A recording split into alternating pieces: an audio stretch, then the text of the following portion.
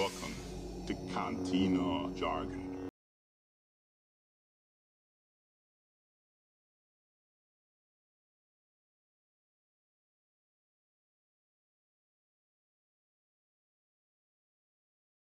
Going on, everyone? Welcome back to Cantina Jargon. This is episode 6 of the podcast. We didn't have one last week. We're both kind of traveling and stuff, but we are back, and we are talking episode 6 and 7 of Ahsoka. I am joined by Caden of Cantina Talk. I am Joe from Jar Jar Jargon. All right, you want to talk episode 6 first, I'm assuming? Yeah, sure. Let's go. We can go 6 and 7. All right. What'd you? I kind of want to hear from you. Okay. What did you since we haven't talked about episode 6 at all since we were both MIA that weekend. So Yeah. I kind of want to hear your thoughts on it first. See what you think and feel. This might sound crazy, but I think episode 6 was the best episode of the season so far. Better than episode 5 even. My only thing would be like the stuff with Sabine and like the Howler, I felt like it could have moved a little quicker. Okay, yes. It was a little dragged on, right? And her arguing with the Howler, I don't need that. But I don't know, man. The whole entrance on this planet, Peridia, the whale bones creating the ring, the witch statues out there, seeing the witches on top of the temple. Yeah. The whole thing, leading up to it, and finally Thrawn comes in. That was the best entrance I've ever seen for a Star Wars villain. Besides Rogue One Vader. Yeah, I don't know if that'll ever be topped. Right. But when I heard the count Dracula piano chords as he was walking up, I was just like, oh, what are they doing? What the fuck are you doing? Why are you doing it? And why am I loving it so much? And his first lines too. He's like, yeah. The coldest line to start out with, as returning to coldest line to start a live action appearance. Right. I'm like, Lars oh Michaels, my god, yeah. Lars killed it immediately. Immediately, I thought he killed it. Yeah. So that that alone was enough for me to be like, holy shit, this is what I've been waiting for all season. You know what I mean? And then honestly, I thought Sabine and Ezra's reuniting was amazing. I actually thought it was perfectly done. It was emotional. You could tell Sabine was kind of hiding something from him still, which was interesting. It kept things kind of interesting. Yeah. Obviously, we didn't really get the payoff maybe we wanted from that in episode 7, but in episode 6 in a bottle was close to perfect for me in terms of, just the entire thing. I love seeing Hayden. I love seeing Clone Wars flashbacks, but it's almost like I was expecting all that to happen at some point. Yeah. Whereas episode 6 was, I don't know, man. I wasn't expecting Thrawn's entrance. Enoch, man, look how cool that guy is. Dude, the way that he sounds too. Oh yeah. I didn't think you can get any more menacing, other, because obviously Marok sounds amazing, but just Enoch's voice, I'm just holy shit. Yeah. That's very impressive. It sounds amazing. The sound design, man, that they're doing, it's incredible. Well, and I watched with subtitles on when I first going through, and when I saw in the subtitles Enoch speaking in other language, and he was saying those things, and then in English they were starting to say Thrawn, and when he turned around and I saw the cracked helmets, I'm like, they're undead. They're undead stormtroopers. Right, we're getting it. There's no way. And then when I saw the Night Sister ribbons around, I'm like, oh no, they're done. They aren't living. I know they're living, but they're not living. It's interesting because we didn't see any of the actual bodies or any of the green smoke in episode 7. So I definitely think Enoch is full on Marok undead. You know what I mean? But I don't know. Look at his face, or lack thereof. I know, right? But what about the other stormtroopers? Because they just kind of died normal. In the last episode in 7. 7 had its issues alone with. Sure, but what does that tell us about the stormtroopers? Is all I'm asking. But at the same time, this is going from Morgan Elsbeth magic to Great Mother's magic, where they can talk through galaxies. That's so true. It might be something more along those lines, where it's more they're They're dark magic with a K. You're right. Their physical bodies might be animated under there instead of like just being made of gas or smoke or whatever. Like so their mind might still be intact, but their body isn't. Right. Like That's like a good point. kind of like how like reverse Mother Talzin for Darth Maul. Sure. How she like purified his mind. It's like the That's not a good way of saying it. I don't know how to word that to make it make sense. But like the mind is still intact and the body's just the host, if that makes sense. Yeah, no, like that makes sense. I mean, that could be something that will be revealed to us in episode 8. So that could be something we just don't know yet, possibly. Because okay, no, I'm down with that for sure. Because I could totally see Enoch's like the golden face shield getting knocked off, and it's just like undead zombie. Yeah, I could totally see Ezra like Enoch just, kicking it off. Yeah.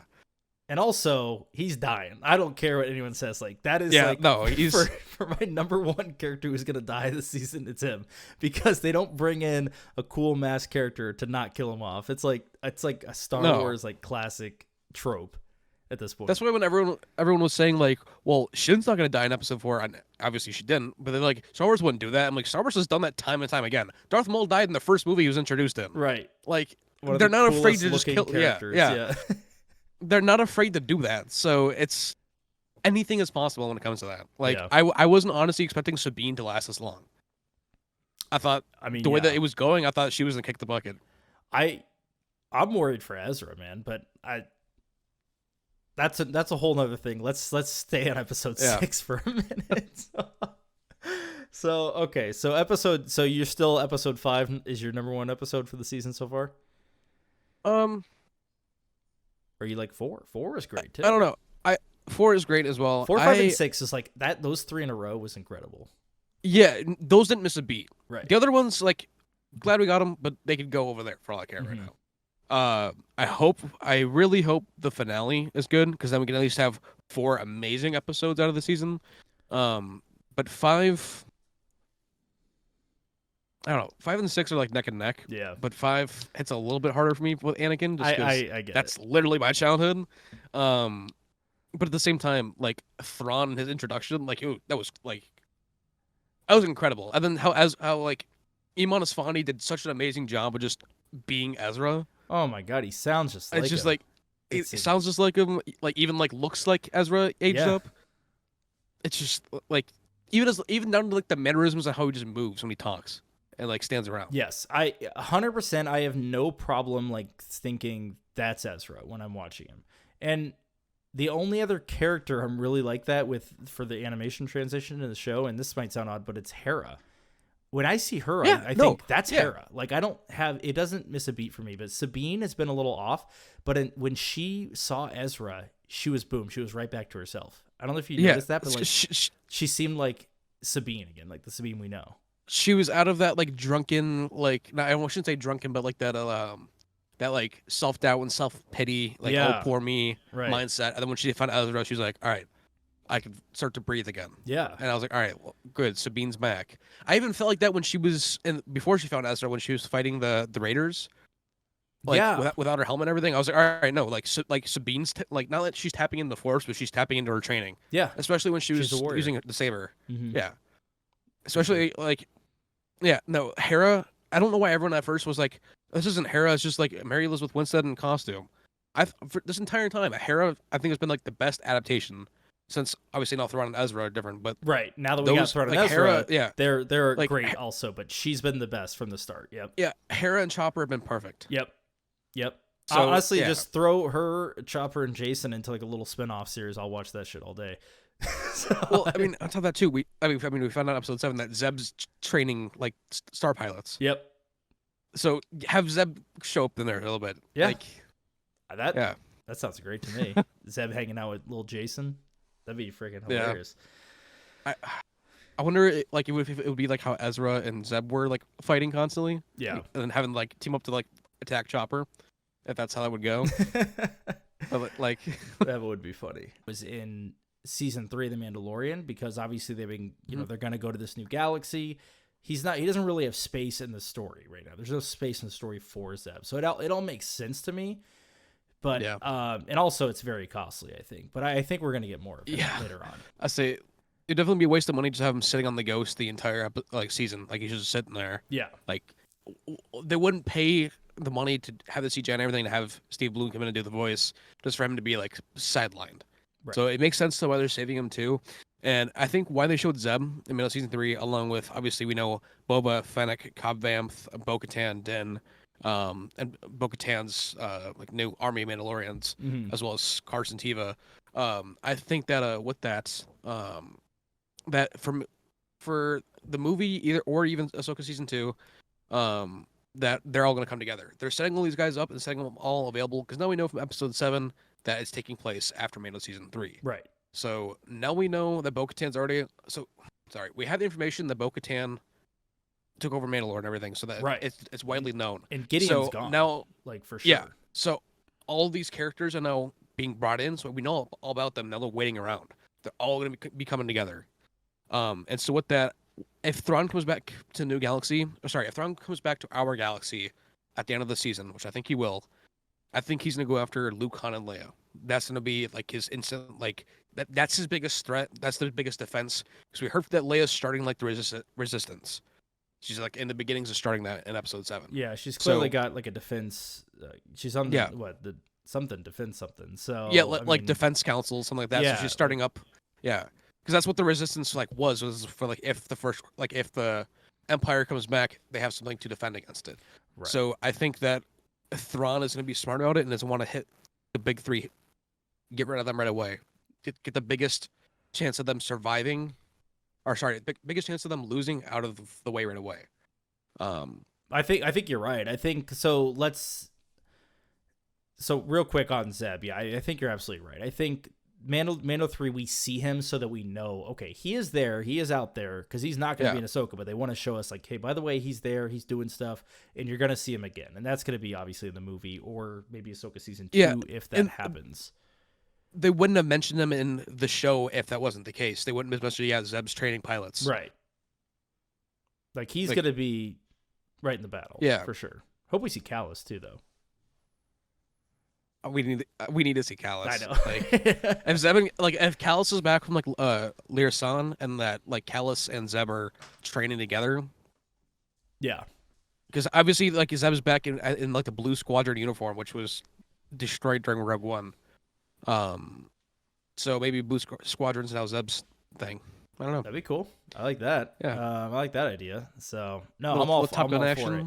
So what I want to say about Thrawn, though, in terms of him hunting at least Luke and Leia, probably, I don't know if he's going to even know who Han Solo is, to be completely honest with you. But, I mean, that'd be no different than him knowing any other, general, I guess. Well, he does know Hera, but that's because he has a pass with her. But, like Akbar or something, you know what I mean? But I was just thinking, like if he already has the knowledge of the Empire falling from Morgan Elsbeth, he probably knows that Luke Skywalker defeated the Emperor, and that he has to know. Leia Organa was a part of that too, and that she has a husband, that being that's true. Han Solo. She's married now. That's at least that's how I would think it would get tied in. I could be wrong, but I could definitely be like, all right, Thrawn is Luke's his main, like he needs to get him off the board.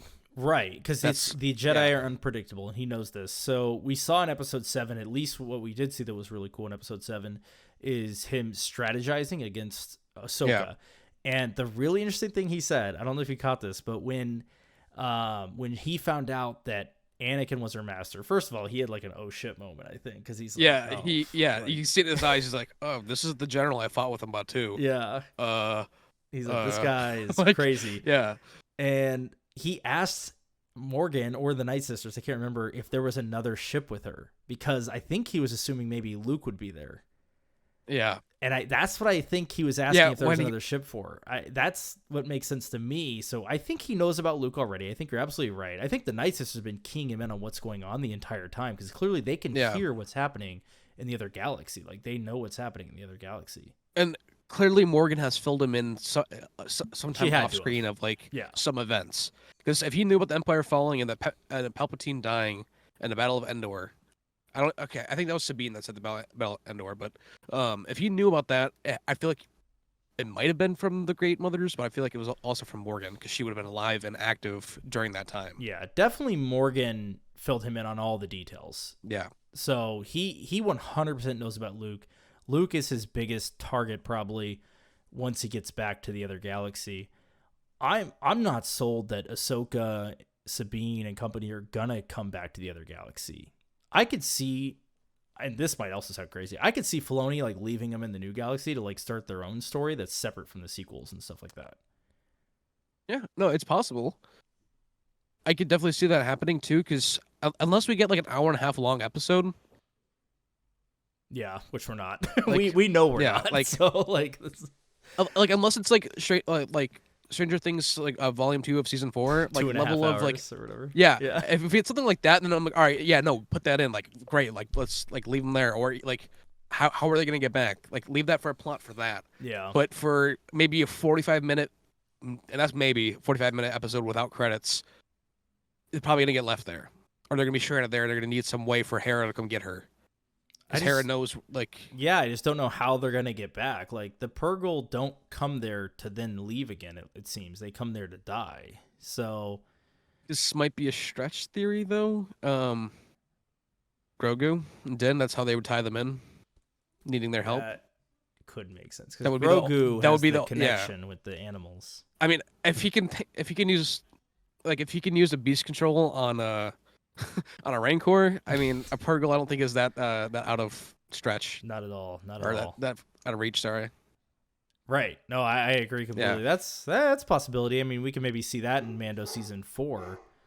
I don't know if you can hear my dog barking, but apologize for that.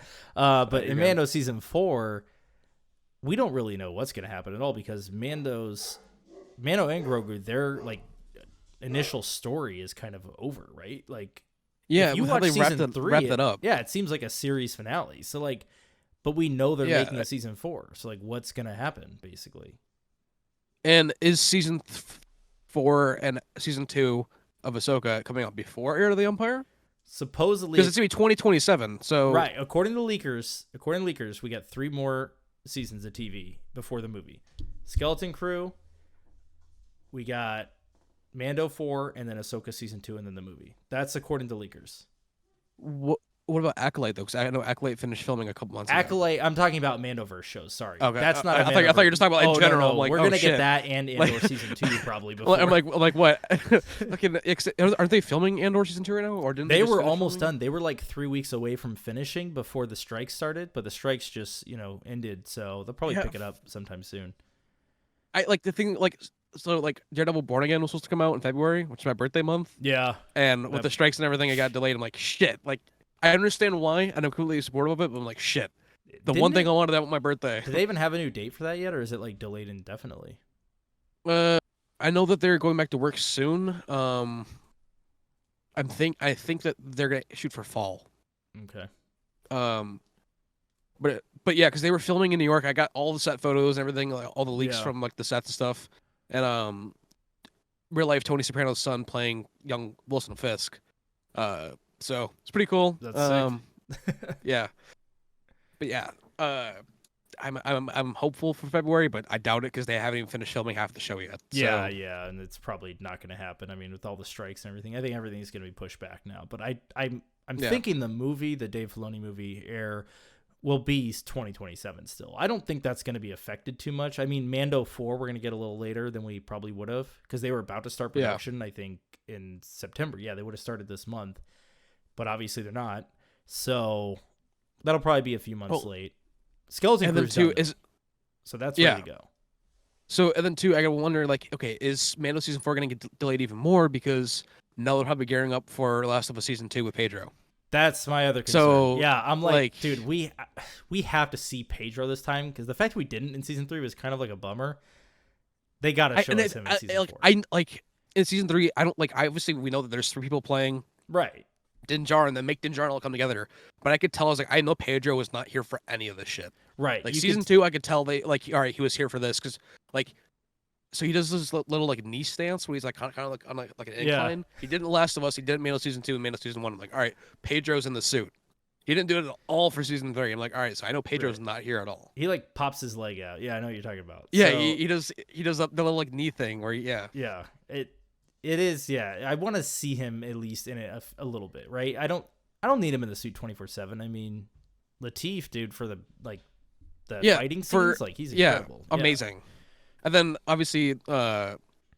what you call it? Brendan Wayne, he has that walk. That's his walk. He's the gunslinger, man. So it all works together for sure.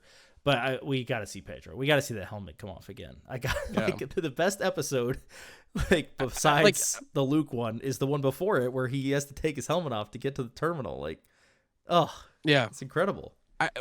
We got to do it at least like once a season. I feel like that at least it's like a tradition. Yeah. Yeah, like. I mean, brown eyes. Yeah, like he will be back for the movie, no matter what. Though Pedro will be. Pedro's not going to pass up. He's not going to pass up that like $30 million paycheck to show up on a 2-hour movie. But with that though, I think Mayfield's going to come back. I hope so, man. I hope. I feel like I want to see Boba and totally Mayfield see get together, man. I feel like they'd be a good team up. I could totally see that. Like, I don't keep playing the talent card, but like, what if he's like doing his own thing? I think it'd be cool. And he's like running jobs because he was running jobs beforehand. Yeah, like the Prison Break. Now he's free. So he was a gun for hire. Yeah. I mean, he might have had like a come to Jesus moment, but I mean, so has everyone else. And like, look at Hondo. How many times has Hondo had that? Right. No, he's like, I'm fine with him like not liking the Empire, Yeah. But he definitely has got to like be scheming to do something for himself still. Like, it's Bill Burr. Like, right. Like that's how he plays, man. It's like exactly who he plays. Yeah. Yeah, I love it. I think we'll see him in the movie too. I think everyone's gonna be in the movie. But can we talk about the movie? Because should we just go there? Should we just talk about the movie? Like, let's talk about the movie. Because that's what this is all headed towards, and that's what I'm really looking forward to the most. Obviously, I think it would be sick if the movie. I hope there's more than one. I really hope it's like 2 or 3 movies, but we don't know. I hope it does good enough. Yeah, I hope it does good enough to where they greenlight Dave his own trilogy. Gosh, I'm praying for the Ray movie to bomb. I'm praying for it to bomb just so that Dave can get like full rights to do everything. They're like, all right, Dave, just here, whatever you want. Here's the paycheck. You know what I mean? Well, because like I've said it before, if Dave's movie comes out first before Ray's movie and does amazing, no one's gonna go see the Ray movie. Right? Everyone will skip it. They'll be like, I'm not. It's gonna be a loss. Yep. Yeah. And Bob Iger's already cutting down shows and stuff. Oh my god, productions on things. Cutting down huge. So, yeah. So like, okay, well, if he gets a trilogy or just even a duology, this is what I want to see go down. I want the first movie to be like Infinity War style, where like the stories are all taking place in like separate places of the galaxy, and Thrawn is just like wreaking havoc across the galaxy. So like they all got to come together eventually. But like it'd be sick if like we just kind of start and like, okay, Luke's just at his academy, like doing his thing, right? And maybe Ahsoka and Hera are kind of like on the trail of Thrawn, but he's like somewhere else. And then we get Boba kind of running his crime thing, you know what I mean? And maybe we get Talon Card like working with a couple people. Maybe Shin's there because she's going back. Dude, you called it 100%, by the way, that she was going to be on her own. She is on her own now. Like, holy shit. Yeah, that look was like, fuck Balin, we're done. Yeah, she's just like on her own, man. I think she's going to sneak aboard the Star Destroyer and get back to the galaxy. Either that or I feel like, because it looked like she was going to give in to Ahsoka for a second before she like turned around and ran away. Yeah. Like, before she turned around and did the Steven Seagal runaway, like she definitely looked like she was like contemplating it. Especially how Ezra just like between Ezra and Ahsoka, they shit on her this episode. Oh, I know. Like she learned that she wasn't anything. Yeah. But Ezra wasn't even using a saber either. Like the fact that Ezra was just sitting there like messing with her too, like she didn't realize she's at the bottom of the food chain. Yeah, so, I mean, Balin, on the other hand, is obviously an incredible fighter. But she, I mean, clearly she's just not there. So I mean, she can fight Sabine because Sabine doesn't have the Force, basically. Yeah, Sabine's like a training remote for her, right? Or fucking That makes sense. I actually like how there's like levels to the power scale now. We're like seeing it like on screen. Balin, Ahsoka, probably Ezra. Then like than Yeah, Sabine. Balin's I mean, way more powerful than Ahsoka. it's I don't wild, think that's like a man. debate anymore. Like Balin is almost, I don't want to say he's like at Starkiller level, but like for like live action level, he's there. Which kind of makes me think like Like he's not gonna die this season. Like I thought originally he might, but unless he sacrifices himself somehow, like he won't die like to another blade. I don't think. no, I think he will die on because like Thrawn seems like he doesn't like he's more pissed at Balin right now. He is because Balin destroyed his plan, yeah, basically. Yeah. and it could have been just me and the watch party, but I genuinely thought before like Balin and Ahsoka started fighting when he just ignited saber, it was way more red. Okay. Like that was dark. Thought the exact same Right- thing. right? It looked red. Like, Just straight up red. Yep. Yeah, and it could be Dave just messing with us. How he said like sometimes it's orange in one shot, and next thing is red. Yeah. It was way too dark. I was like, oh, the Balin go and turn. We didn't see it. They have it off screen. Right. But his eyes were still clear. His looked red, and at the same time, it intercut with Shin's looked orange. Yeah. Yeah. And then when they would cut back and they were actually fighting, it was orange. But when he'd be standing in like long shots, like that's red. It looked red. Yep. I agree. Yeah. I noticed that too, man. That's Because when I saw that, I was like, is that red? Like I was like, my forehead was in my monitor. I'm like, is that red? Dude, Balin's an interesting character. It's such a bummer that we lost him, man. I mean, if he dies in the season, then then his story's complete. Cool. But if he doesn't, if he's supposed to have more, and we're not ever gonna get to see that on screen, that's a bummer. Unless they recast, I just don't know if they will because they've always seemed hesitant to do that.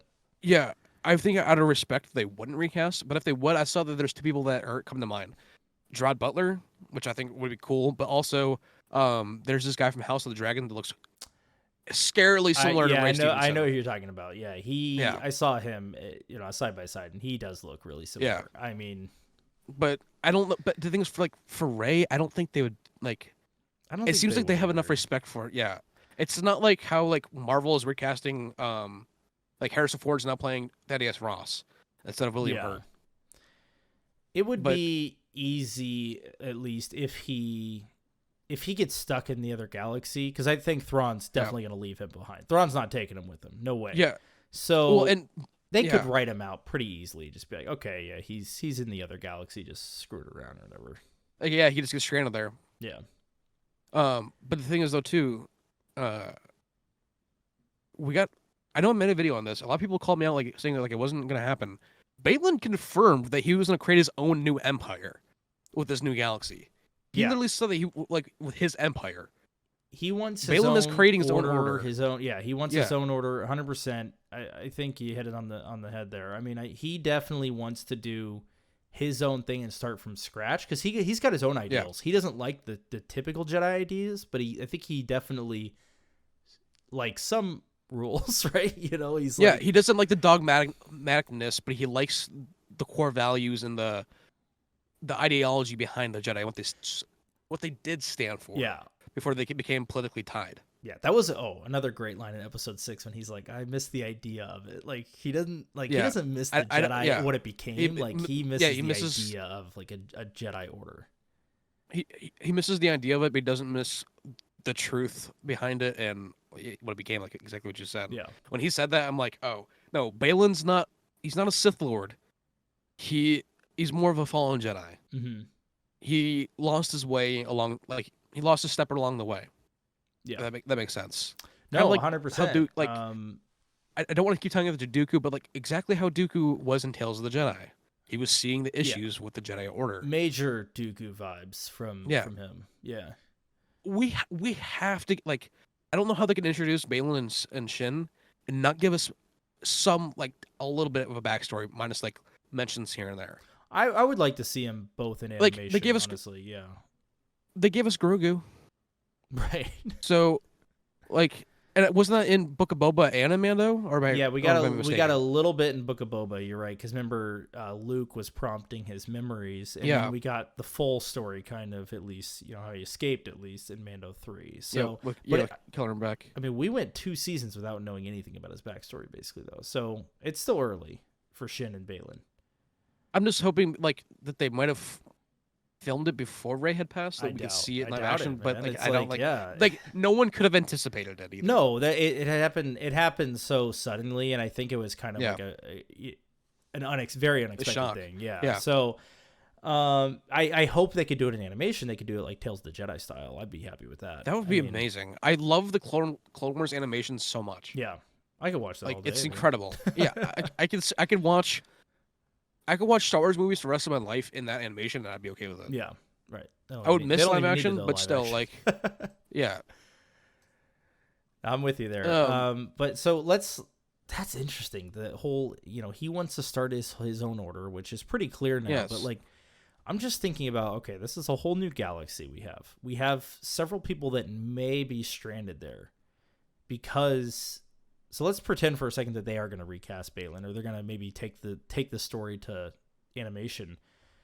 If Ahsoka and Sabine and Ezra got stuck in the new galaxy, and so did Baylan, he goes off and starts his new order, which maybe has some sort of evil behind it, because he senses something on the planet. His saber's turning red. He becomes that enemy in that galaxy for them. I could even say, take it one step further, Baylan was way more of a douche this episode than he has been. Like, yeah, the Shin, especially. He's the Shin. He's like, he was like, have fun with Thrawn. Like, see ya. Yeah, like he isn't caring anymore. He caring side is gone. Because I used to think Shin was his daughter. I mean, I don't think so. Yeah, no, I was too. But like with how different and how drastically different he was this episode, I feel like something happened off screen with him. Like, for example, like if it's not that it is, but like if it's the Bendu, like he had a conversation with someone or something off screen. I got a question for you. How did he get the Raiders to like join them? Well, he said in episode 6, the enemy of my enemy is my friend. I know, but like, how did he talk them into it? Like, I don't get it. Like, you know what I mean? Like yeah, they don't have a translator, but I feel like. I mean, Baylan could have just full on fucking threatened them for all I know, but with like, the Force, yeah, we missed something there for sure. But we know that Baylan is able to like look into your thoughts in real time and everything. That's true. So he might be able to implement like almost like how Grogu and Ahsoka were talking, but he's like telling them like, I don't even know, or like how how Ezra knows the Nodi's language. Yes, he could have learned it over the 10 years. Yeah, he easily could have learned it, but at the same time, he also could use the Force to communicate with them. At first, because how would he have known it from the very beginning? Yeah, he would have had to learn. So, Baylan might, or maybe he just has fucking C-3PO's like speaks a million different languages. I don't know, but it's just something happened off screen that we missed. It seems that way. That has the answers for things that we need. Yeah, I think it's so weird because we have one episode left, and it seems that there's a lot that needs to be wrapped up. Like, I'm just not like. I guess I don't want it to be until season 3. Like, right. It's just, I don't want it to be either. As far as Thrawn goes, I don't think there's that much needs to be wrapped up. I think he's gone. He's getting out of there as soon as he can. Yeah, he's leaving at the beginning of the episode. He's leaving them there. I think he's getting the hell out of there. So I think Morgan might even get stranded there. I could see it. I think because we know we know she's gonna fight Ahsoka. Yeah, Ahsoka. I think that she's gonna get stranded there and Sabine pull up on Thrawn right before he leaves. They get in a fight, but I think Thrawn's gonna be like, "I'm out of here. See ya." He just leaves. I don't even think Thrawn needs Morgan anymore.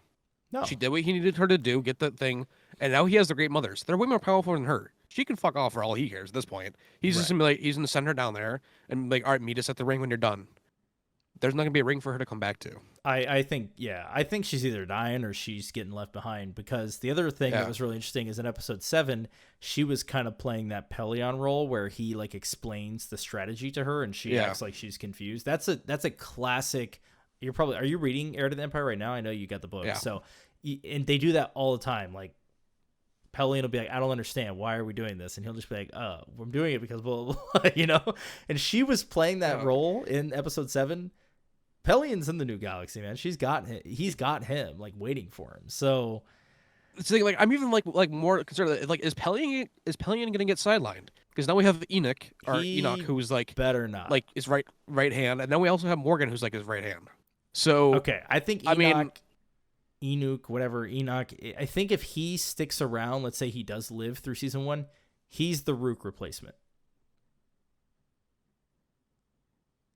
He's the Rook replacement. Yeah. Pelion is Pelion. Pelion better be fucking Pelion, man. I'm pissed that it isn't.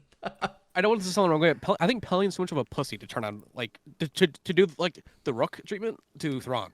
I don't think Pelion has it in him to do that. I agree, but Pelion did see the ways of the New Republic, and at least in Legends, like, later on, he came to understand why they were being the way they were, and he came to actually create an alliance with them, so that part's possible. I don't think he's going to kill Thrawn. He knows how smart Thrawn is. He like envies his, his strategical genius, basically. So I don't think he'd turn on Thrawn either, but I definitely think Enoch is Rook, man. I'm telling you, like, he's just he's gonna be an assassin that, like, Rook talked. This guy talks, albeit a little bit strange, right? He's not baby Rancor.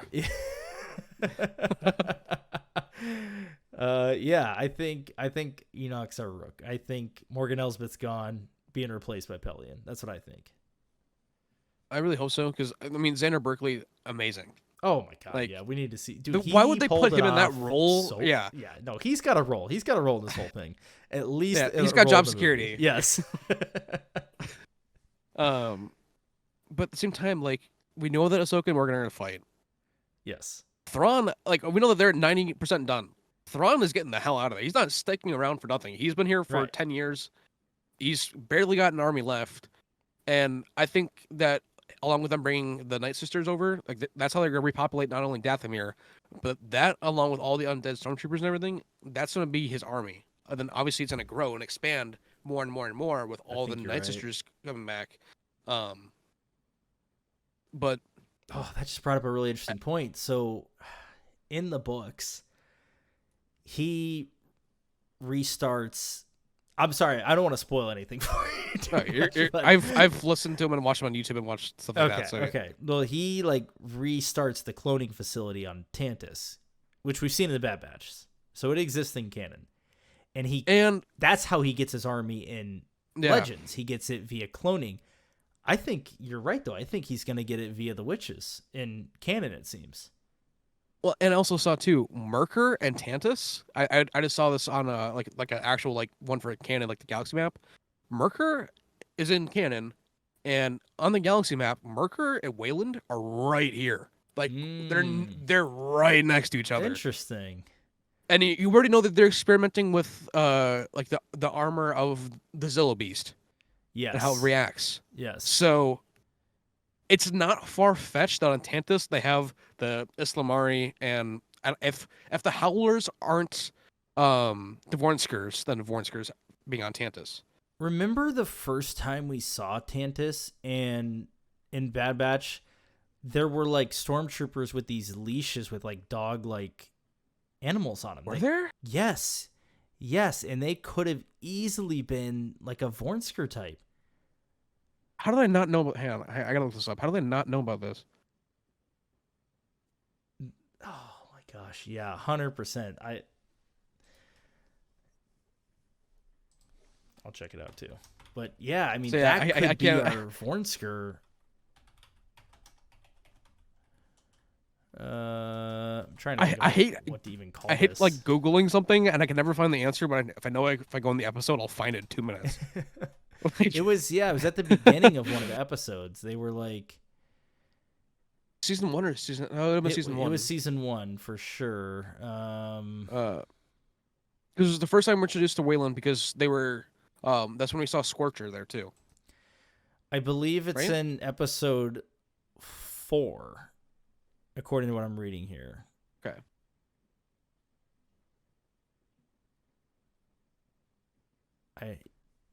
I wish we had Tony's thing where we can, like, pull it up on the screen at the same time. I know. That's I gotta get I'll do it in the video. That StreamYards to work, but yeah, I gotta figure out how to get my mic stuff to work on there. Where's Bad Batch? Why can't I find it Disney Plus? Here it is. I'm gonna send you the concept art. They're calling it a Grizzer. That's what it's called. A Grizzer? That sounds like a code name. Grizzer. I'm sending it to you right now. That could obviously be our Vornsker. What? I just looked it up. What? Yeah. Oh, okay. So it says massive, wasn't that what the Tuscans had as their pets? Oh, is that? Oh, that is what that thing is. Because yeah, You're because right. isn't the massive the Tuscans had, right? Yeah, Okay, no, that's the thing we saw in Book of Boba Fett. Then also, yes. and in Andor, right? On uh Rick's Road where they were running through, or it might not have been the same creature, but um, Yes, it was like those hounds on it yeah, is the they were same pissing on thing in Book of Boba Fett. It is, and yeah. also they're using them in Bad Batch. Okay, it's probably not a Vornsker then, but I'm just thinking Talon Card kept his on a leash, Yeah, and I'm like, oh, those things were on leashes. Like, I don't know. yeah. 'Cause the second I searched up Grizzer Star Wars, it just said massive. I'm like, wait, whoa. Isn't that the dog from the Tuscan camp in Yeah, Attack of the Clones? good call, good call. Okay, false alarm, false It's alarm. still either way, like They're on Tantus though. I'm just saying, if they're, if yeah, they got that force sensitivity kind of splicing thing, DNA. Like they could do some Jurassic Park shit. they could Like be. they're slicing DNA. They I mean, could no, be. we already know they are. We already know they are. So I yeah, think I'll I'm see. pretty convinced now though that his army's coming from the witches, not from clones. Yeah, I think you're right there. I think you got a good point. Tantus. I feel like Tantus is still gonna play a part though. Why would It they be has showing it in to. Bad Match It has so to. much? And then two, I'll send you the picture of the map thing. But like, we know that Thrawn has knowledge of Merkur because it's literally in his office Mm-hmm. on the Chimera. He has the knowledge of the Islamari. I mean, I'm kind of sold at the Howlers. It's got the statue thing Yeah, behind him. Yeah. I'm sold that the Howlers could easily be the new version of the Vornskers. Because when after the fight, when Sabine was talking to it, he started sniffing in the air like he already like not that he caught the scent of the noti. It very well could have been the case, but I feel like he could have felt the force on the noti itself and like sniffed it like on his person. Because Mm. Ezra would have handed him the medallion, the rebel insignia, Yeah. Yeah. Yeah. kind of like leaving like force essence, like the like Calcas. What was it? Kind of like how like with psychometry, how you can Yeah. like Yeah. feel It's like like a the tracking life thing. essence. Yep. Yep. Yeah. Yes, kind of like that, Yeah. and they can like sniff it out. Um, Yeah. I think I think it's possible. I think it's possible too. I'm not going to rule out the Howlers at all. Maybe Yeah. Thrawn is taking some back with him. We don't really know what he's doing. So I mean, yeah, we saw only the catacombs, but they said it was going to take who's- 3 who's- rotations to load the ship up. So Yeah. there's clearly more stuff than just the cat. Who's saying that Thrawn isn't going to pull the second Jurassic Park, where they're literally loading the dinosaurs into the cages and bringing them to San Diego? Right. What's to say that Thrawn isn't doing that with the Howlers, some Islamari if they're there, or some other creatures? Who's to say he's not already doing that? Or that was the only cargo bay we saw in the hologram. There could be more. The Yeah. Chimera is huge. Right. Star it's Destroyers have massive. I mean, multiple. Yeah, like look at the room where the temple was. right. Right. Huge. So they could easily store that. And he could have been flying around the planet just collecting whatever he could over the past 10 years. Yeah. We don't know, I think it'd be sick to see him go get the Islamari on Merkur when he gets back to the galaxy. Because if like, that should be like his like first thing to do. Like, by the way, like we need to go to Merkur because Luke's coming, or whatever. Ahsoka, Luke, I don't care. Like some Jedi are coming after him and he knows it. Can I set the scene for you real quick? Do it. So after we get the crawl and everything, so I feel like the original crawl will come back because it's a movie. Absolutely, we got to have the original crawl. It's gonna be like obviously we're gonna come down from the galaxy and it's gonna be either the Chimera or just like the Lambda class shuttle right. going to Merkur, and it's gonna be Thrawn and Pelion walking through like at night like the forest looking for them.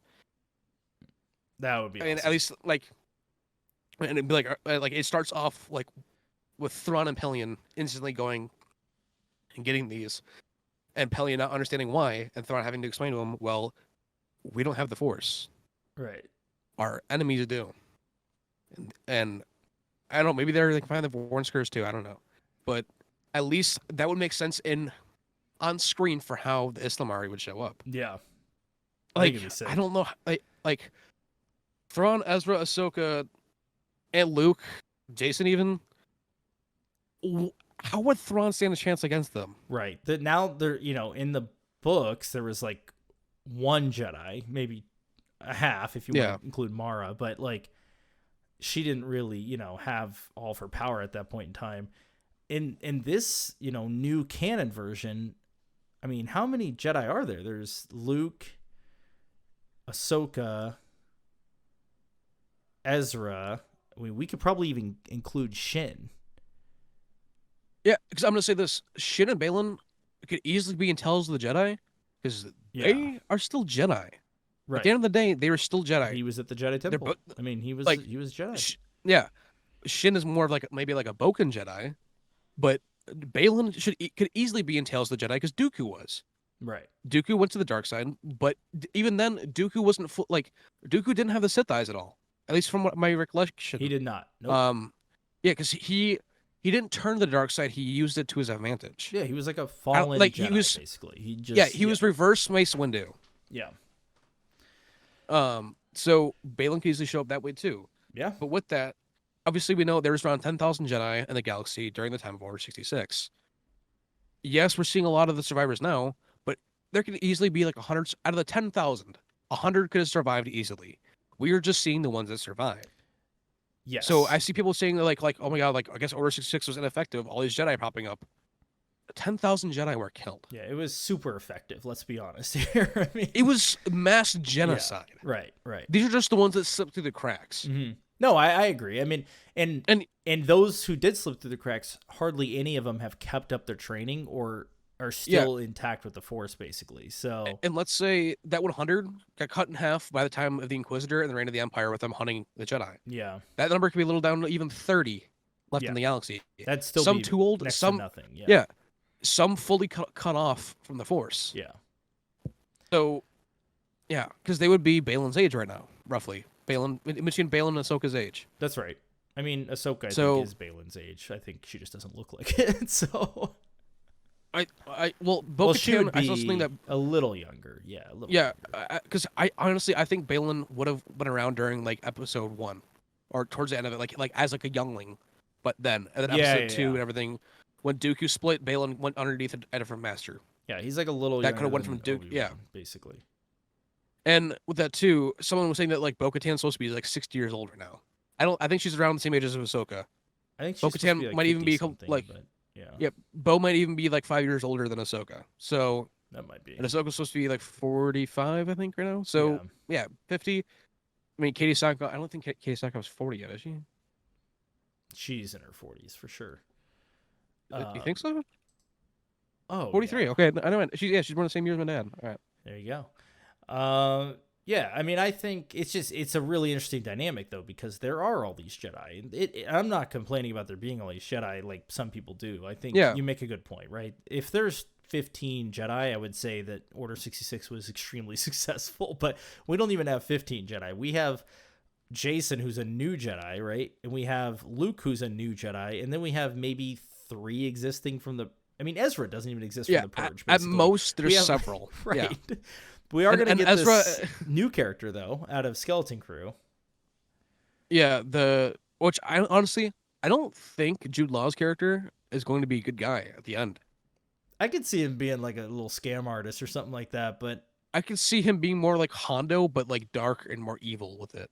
Like he's like almost like he's been like manipulating them. Okay, I think of like the first Teenage Mutant Ninja Turtles with the Foot Clan, how they were like manipulating the youth to go and rob and steal and do all these things. I can see it going that way. Jude Law, like, look at Captain Marvel. He has the kids doing his dirty work. Yeah, Jude Law, he could very easily and does it very well play it like a manipulative guy. Yeah, he did it well in Captain Marvel for sure. Yeah, like he could do it, and we know, like, especially with Dave. Dave isn't afraid to do weird shit like that. No, not at all. I think. I think you could be right. I mean, I'm interested to see where it goes because we know nothing about his character besides there was one clip in the trailer where he floated like a key or something in his hand. Yeah. That's all we know. So he definitely has the Force, but yeah, that show is like exciting to me because we know nothing about it. Like I love not knowing what's going to happen. I mean, we could see Hondo, we could see Talon Card, we could see. I mean, we know we're going to see fucking. We could see Shin. Shin with Talon Card, aka like fucking Right. Timothy the Oliphant. Like if we want to go that route, I don't like with him being the mayor of Freetown though. I don't think that's how it's gonna go. No, I think he'll be but like in Mando 4 yeah. or something. But yeah, there's a lot of And then possibilities two, for that show, for sure. if Omega's still alive, because Sid does have that armor. We know that is so, dude. I haven't thought about that in a while since probably Bad Like, Batch ended. But I we know thought- nothing about Omega right now. Like, is she alive still? I mean, is she? Well, and is she gone? we didn't hear. I mean, the thing is, we don't know. We didn't hear anything about the Bad Batch in Rebels, where Rex was. Rex knew the boys. He worked with them on multiple occasions. Yeah. Echo joined his crew again. I thought Omega was gonna show up in Boba, honestly, because you gotta think that I thought she episode was I think too. also came out. Because then didn't the episode with Cad Bane come out around the same time as when Cad Bane showed up in Book of Boba Fett? Yeah, Like, wasn't it right was, after? It was the Book of Boba Fett was after, actually. But yeah. Or yeah. You're right. Yeah. But So- yes, it was around that. It was around that time. It was after Mando season 2, obviously, when we saw that for the first time, and we learned that Omega is Boba's sister, technically. Yes. And now, obviously, too, the new one that's in Tantus is also technically Boba's sister as well. Yes, but I'm talking unaltered. She is an unaltered. She hasn't no sped up aging, just like Boba did. That's Well, the I don't difference think- with Omega. I don't think the one in Tantus does either, though. She I has think to. she's She been looks there. older than Omega. I mean, how could she be 10 But years older when- than Omega? But also, this is 10 years from when the cloning process started. She could have been in the first couple batches. Because Omega could have been, like, literally born 6 years before Bad Batch, which would still have been during Anakin's training. It's a possibility. I don't want to. Yeah, in I don't between want to episode rule 1 and that 2. out. I don't want to rule that out at all. That's definitely a possibility. Because, I mean, Whoosh. she looks more like the clones, but she could have also just been in the beginning stages of it when they were still working out the kinks. For sure. You know, that she could be an unaltered clone, but I just feel like, didn't Nala say like there's only 2 unaltered clones, Boba and Omega? If she said that, then I guess I'm full of shit. I didn't remember that at all. I thought she said that, and that's what the episode we learned that was Boba's sister. Well, if that's the case, then too, then great. But it could prefer also that. be a reveal that, like, oh no, there's so many unaltered clones, and we've been keeping them here in Tantus or whatever. You know what I mean? Like, we Yeah, don't they could know. be like doing experiments on them, right, like, because we they're don't trying to know. figure like, I think weren't they trying to figure out like what was making like Crosshair and all them tick, like with their mutations? Why. Yeah, well, that and why they weren't following orders, and Yeah, you know all that. The They were- disobedientness, yeah. they were trying to figure out all that stuff. So, yeah, I don't know, man. There's Omega's got to show. They probably won't even show us Omega though until after season 3 of Bad Batch ends, because that's the series finale. We know that it's Yeah. ending with season 3. I definitely think they're all gonna die trying to save Omega. I think Omega is gonna Do you survive. think Omega survives? Out of all of them, I think she's the most likely. I think Tex. 100%. I think Tech. I don't think Tech's dead. I think Tech's gonna come back, but he will this time actually die. Or if he doesn't, it'll be him and Omega that survive, and he like raises her. I could see it. Because where did that relationship between Tech and the girl with Fat Base Windu? Where did that relationship come from out of the blue? Yeah, That's it where he was can bring more like- Omega like afterwards. Yeah, what if Omega's just chilling on the island still during the Yeah, Mandoverse they're just events Sitting there with the tsunamis. Like, I don't know. I feel like I definitely think Hunter and Wrecker are easily gonna die trying to save Omega. Especially Hunter. Hunter's I think a goner. Hunter's gonna hit the man. hardest. It's yeah, it's a bummer, but he's a goner for sure. So- Wrecker is gonna get the like Paz Vizsla treatment. Yeah, he'll go down in the Yeah. flames of glory, basically. Like, Crosshair will probably do something where like he's supposed to like attack them. he'll redeem And- himself or something. Yeah, he'll redeem himself, but he'll die in the process. I still kind of like the theory that Crosshairs becomes the template for the Death Troopers, because supposedly the Death Troopers are clones. What? You never heard that theory? No. The Death That Troopers. sounds you know, sick. The taller Yeah. black So clad with that, though, stormtroopers, they are more why haven't we- skilled. So allegedly, Why haven't we seen them in the show? Because when Ezra was closing the door behind them, there was 2 of them there that were shooting him. Right? When he closed the door, there was 2 of them there. We saw them in Rebels, we saw them in Andor, and we saw them in Rogue One. I think even in Mando season, they were in Mando season 1 also. Were they? Yeah, when Gideon is like blasting them out of the little cantina thing. Yeah. Yeah. Because they're standing. Two of them. Yeah, at least 2 of them. Yeah. Yeah.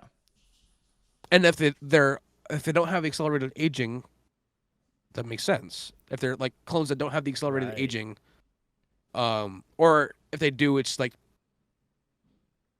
for some reason I thought there was some like I don't know where it came from. There was a plot where like Ahsoka was trying to stop Rex's accelerated aging for the show. That was like a leak I saw way back. That part of the plot was going to be Ahsoka trying to stop Rex's accelerated aging. That'd be cool. So maybe to like with the Death Troopers, like if they take Crosshair's DNA, they spit him out really quickly. Yeah. But then reverse like the aging, like so that they can have them. Aging, basically. Yeah, that'd be interesting. They figure out what makes Crosshair tick when it comes to the like. Plug my shit. You're good. Computer's gonna die. Oh shit! I didn't realize it's so.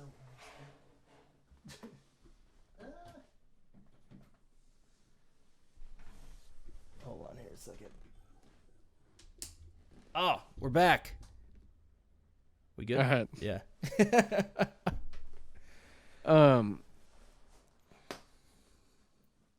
Oh, like they could definitely see like what makes Crosshair tick, what makes him disobedient, and totally like fix it and correct it for the Death Troopers because they were also there on Lothal when they were in the excavation site. Right. There's a lot of them there. Right. I think and the potential to show like how the Death Troopers were created it's there. I mean, if they are some sort of clone, and it could be Crosshair. There's a theory going around. You should read into it. I like the theory. Is all I'm gonna say. It's a good theory. Well, and I could be wrong, but I don't think the Death Troopers have changed like sound wise, like voice wise from Andor when we heard them in Andor and then in Rebels. No, they always sound the same. They always do. In Rogue One too, they always sound the same. Yeah, that's what I'm saying. Like now that I'm thinking about it, I don't think I've ever heard them sound differently. So that being them being like because Crosshair too. Crosshair's slender and taller. Yes, they're tall. Yeah. And like look at Crosshair and look at Hunter. Crosshair is a lot more slimmer and sleek than Hunter is. Right. So that makes so much sense. That makes so much sense. So Bad Batch Season 3 could be he becomes the template they use going forward for the Death Troopers. Unfortunate ending for Crosshair, but he was kind of a shitty guy, so it is what it is. Hunter, Wrecker, dead for sure. Gone. I hope they don't give Echo the fake out death again for like the second time. Oh yeah, no, I hope not. Like, honestly, I if Tech's dead, and obviously we didn't see a body, so it's Star Wars, anything's possible. But it was a long I swear fall he has clone, he has those jetpacks on the side of his backpack. I'm telling you, he has those boosters. They're there. Like we didn't see him use them. Yeah, but I feel like he would have known that if he used them then to get back up, that they would have got shot down and killed. Yeah, that's a possibility. So he had to just drop down and just wait for the clouds to go through so he didn't get picked up on the scanners. Then he leaves his thing behind to make make people think he's dead. Yeah, because he would know that like he would easily know with his how smart he is that they're gonna look for his body and try to get some sort of confirm of his death. Yeah. So if he leaves some piece of equipment behind, being like, okay, it fell off here, and then he landed 500 yards the other way, and we just didn't see him. Yeah. At least we have some sort of evidence that he is dead. Oh, he's a smart dude for sure. So I don't know, man. It's a possibility. I'm not gonna rule out that he's freaking dead. I can't rule out that Cad Bane's dead. I can't rule out that anyone's dead at this point. I want Cad to stay dead. Gideon, point, honestly. I want Cad to stay dead. He got so much of an arc already. Like for Boba to end him, like that makes the most sense, I think. So I don't want to see him come back to life just for what? Boba to kill him again? Like doesn't make any sense. Well, and everything too with them bringing him into Bad Batch too. Like they've already flushed out his story enough. Yeah, he's so old at this point. Like we've seen plenty of Cad Bane. I'm good if he stays dead, and I'm good if Gideon stays dead. I know a lot of people think, oh, he's just a clone or whatever. Like, nah, Gideon better be dead, man. I think I think they may have just confirmed Yeah. it in episode 7, but we'll see. I mean, yeah, I hope he's dead. I wish we would have got those other shots from Giancarlo Esposito's Instagram that he released, Yeah. or I think it was Instagram, or maybe it was on Twitter, of like that the shots, the behind the scenes shots that were like weren't in the final product at all. Supposedly a lot got cut from the season finale. It was so short anyway. Like they could have like. I know. I wished a couple I more wish Star Wars clips would helped. like. Yeah. Yeah, I wish Star Wars would take like a page out of the Duffer Brothers book from Stranger Things. How they do their episodes, and their episodes are generally usually an hour long, not 32 minutes with credits. A Netflix hour, like, which is a real yes. hour. Yeah, that's right. And all of Netflix shows are usually around an hour, not like 45 minutes with credits. Like Volume 2 of Stranger Things Season 4 is a perfect example. The last episode was 2.5 hours long. Yeah, that's a movie in an episode. Right. But it was enough time for everything to happen the way it needed to, everything to get fleshed out thoroughly, and it didn't feel like there's any filler, at least in my opinion. Like, episode 7, I didn't mind it, but this episode felt a lot like filler. It felt like it was a lot of it wasn't necessary. Like, yeah, I get what you mean. It all that could have been wrapped up in 10, 15 minutes. Yeah, yep, exactly. And all it made me want to do is just see, okay, where's this all going? You know what I mean? Like the most impactful thing that happened in the whole episode was Hera's trial. Like, somehow. Yeah. Chopper's a lawyer now. He's just sitting on the on the stand. Yeah. Like, how freaking funny is that? that like I'm glad 3PO came in the way he did. Yeah. We got info at least that Leia's around, which is great. She's doing her thing. And Leia's still pulling strings. And I like that Mon Mothma talked to Hera to the side, and it's like, how real is like this threat? Well, we need to like. That's good. I feel like to know that she cares. I feel like Mon this entire time has been on Hera's side, but she's like her hands are tied when it comes to the Senate stuff because she's a diplomat, man. She's got to be like, she's got to listen to all sides. Zeno has a hard on for like screwing Hera over, but dude, I know that like Mon, he's Borskfalia as a human basically. When you read like the books, Borskfalia, everything he does is exactly the stuff that Zeno's doing. Like, really? Yes, he's a Bothan though, and it would take a lot to animate a Bothan on these trials. So guess what? He got replaced by the senator who just sucks. I mean, that's the truth. Oh yeah. That would be. I could see that being hell for them trying to. Right. Yeah. Maybe if they went big costume, I don't know, but yeah. Yeah, if they went like practical wise with it, but then that'd be cool. Like them, yeah. I don't know. I mean, they did a bunch of stuff in for A New Hope, practical wise. So it's possible. It's possible to do it and make it look good. I mean, Akbar was sitting there on the council. He looked great. Yeah. Practical.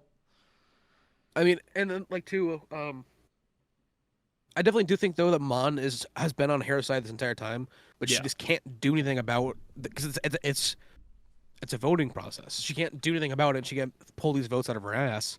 But I think with her knowing that Leia is involved, like if Leia believes Hera, then Mon believes Hera. Yep. Not that she hasn't believed her at all. Even like I don't want my theories to become expectations because they're not. I still wish my theory for how 3PO came through with him bringing Jason to Luke's temple. But him showing up in general was cool the way he did it. Although I very easily could tell that there's someone just wearing a black shirt because you can see him breathing like in between the gold parts. You can see his stomach breathing. Like I can see it moving. Like, dude, like. What are you doing? I can see you breathing, pal. What's Daniels, wrong, man? He's still doing his thing. I mean, do you think it was him? In the credits? He was in the credits. I think. I don't know. I didn't watch the credits. He was. I was like, credits, he definitely voiced. No, he definitely voiced 3PO. But I'm like, they probably just got someone to come in and quickly hop in a suit and walk up and like look at like David Prowse for A New Hope. He said all the lines. He was there. Same thing with Chewbacca. He said all the lines that. Sorry, I'm blanking on the actor's name right now. I am too. I know his name. I'm looking. Like I'm seeing his face in my. Last year, dude, didn't he? Did he die? He did. Yeah, he did die. Oh my gosh, that is gonna. Peter Mayhew. There we go. Thank you, Mayhew. Peter Mayhew. Yep, yeah. Yeah, because he was saying everything. I just watched the bloopers reel today from A New Hope. Yeah. He was saying all the lines there. Right. So they easily could have done that and just had Anthony Daniels ADR over it. Still give him a check for $2 million for him to come in and do the voice, and that's I don't really know. about I'm it. not convinced it wasn't Anthony Daniels, but I don't. Yeah, I mean, I know what you mean. yeah, it's obviously a guy in a suit. Like it's not. Like, yeah, like it's very obvious. So yeah, it just. I don't know. When I saw his stomach moving, it kind of took me out a little bit. I'm like, all right, I could tell that there's someone just sitting in that suit right now. But it was like, it's cool. 3PO's here, and he's mentioning Leia. I'm happy. I'm all here for it. And then, like, when Carson came around the corner, I was like, all right, it's cool. There's Carson. He's just hanging around. yeah, he's just hanging like out. how with he's just 3PO. like, yeah, he's just chilling. Like I like how Carson's just around now. he's like just sitting with Chopper. Yeah. telling Chopper to that like guy- shut his mouth. That guy's like the most busy guy in the freaking galaxy, man. He's like everywhere. Yeah, like one minute he's on Mandalore, next minute he's on like Coruscant, and then now Yeah. he's at this new public like Senate hearing. Right? Also, would you is that? Do you think that's the new Senate chambers that we I saw? think so, but because they have a pretty small council right now, which makes sense. Yeah, Because I'm they wondering, like- did in Legends as well. They had a small council at first, and it grew over time. So I think that's the Senate chambers. I for sure think it is. I was gonna say, but we know it's not destroyed because it was used in Andor. But I think Yes. that like, what if this isn't even on Coruscant? What if this is on that new planet that they brought it to? In This the is sequels? supposedly it was Coruscant. Oh, it was okay. So Alleged. then- I mean, that's oh. what people are saying. But hey, we don't. I guess they never really said it. So Yeah, they never said where it was. We just know it was like a Senate hearing. So like, Yeah. I was just thinking like, damn, that's just like from the Galactic Senate to this. I was like, this feels like a civil court. Yeah. Like I feel like I'm going there to go pay a parking ticket. Like that's just how like it kind of like looked anyway. Yeah, it was But I like get what you mean, that though. in Legends, and the reason they didn't want to use the Emperor's place is because like the vibe was off or something. Like I can't remember what exact terminology they used, but like there was a lot of like reluctancy to use the Emperor's like chambers and all that stuff. Like in I mean, I in get that, but they Legends. also had used that Senate like building prior. for Yeah, I know. like hundreds of years beforehand. yeah, I mean, I just thought of this too, like to bring it back. maybe it for a wasn't second, a like, massive hearing. Maybe it was like a Yeah. hey, we're gonna Like- do this like off the cuff. I don't know. judicial branch or some shit. I don't Right, know. yeah. But like, just to bring it back to like the Order 66 thing and like how many survivors there were. Like, think about like the 100 Years of Darkness. There were still Jedi survivors. Yeah, right. The Sith didn't fully wipe out the Jedi. There's still some around. The Sith never How got did- fully wiped how- out how- either, and yeah. they thought, "Hey, there's haven't Darth been a Plagueis Sith the in Wise. 1,000 years." But yeah, Yeah, no, when there was more than a couple, they were just in the shadows. right. But yeah, I just 3PO showing up was really cool though. And then when I heard that I think it was like the Defense Council or something, I'm like, oh, so this is Leia starting the Resistance. Yeah, Sweet. She's got. She's her gonna need fleet. that for Thrawn. Like, yeah. I so, think so. like- I hope we, dude. For a second, I honestly thought we were gonna get a hologram of like he was gonna hold up like her message on a hologram, and it was gonna be Leia. But When she turned and looked up, when Hera turned and looked up, I was like, is Leia coming in? And I was like, oh, it's fucking Carson. yeah, then the I still second thought it was gonna be time, it's Leia, like, yeah. Oh, you mean okay? Because Like- Carson came in after, right? Yeah. Yeah, well, no, because I thought 3PO was gonna walk in and like say like almost like laying out like the carpet for Leia to walk through. That's kind of what I thought 3PO was gonna do. Yeah. And then when Hera turned around, and looked up and like smiled, I'm like, oh, that's Leia. Like, nope, it's just Carson walking through, like just swinging around. Like, Yeah, there it's were a just lot of Carson fake hanging out. outs, man. I think it was intentional. I think Dave was doing it intentionally to like fake us all out because Yeah, there was a lot of like, is Leia coming? Is she not? Are we gonna see a hologram of her? She brought a message, blah blah blah. Like, oh, okay. I guess we'll just look at that later when off screen or whatever. Yeah. Like, dude, they're teasing us so much. Like in the movie, we're 100% getting all three of them, and I think we're getting a lot of Luke. I really do. Like, I think we're gonna see Luke a lot. how do you do Heir to the Empire without Luke? As much You of better it not, as it's like a honestly. like, So- as much as it's like Thrawn's story, Mhm. it's also like the New Republic story. But 90% of it, it's Luke's story. It's his struggle with being Luke Skywalker in the New Galaxy, at least from what I've read so far. right, and like Luke, he has Luke to, is struggling on Coruscant. Yes, and he has to come to terms with, okay, Like I'm not like a, you know what I mean? I'm not everyone's savior because I, saved Darth Vader and everything like that. Like he has to come to terms with just being a normal Jedi and like being able to function every day, basically in the New Republic and government and lead other Jedi as well. So I think that's when we could see him kind of take on that role. You know what I mean? Because up until this point, for 5 years, he's been doing nothing since the freaking Death Star 2 blew up. He's been just kind of training and looking for artifacts. Because like Luke was disillusioned with the Senate and the New Republic. That's why he broke off and created the Jedi Order. At least what I recall from reading was that like Luke wasn't like agreeing with the stuff. And that's part of why. Exactly like you said, like for like Dark Forces Rising, this is obviously not the right cover, like what I'm thinking of.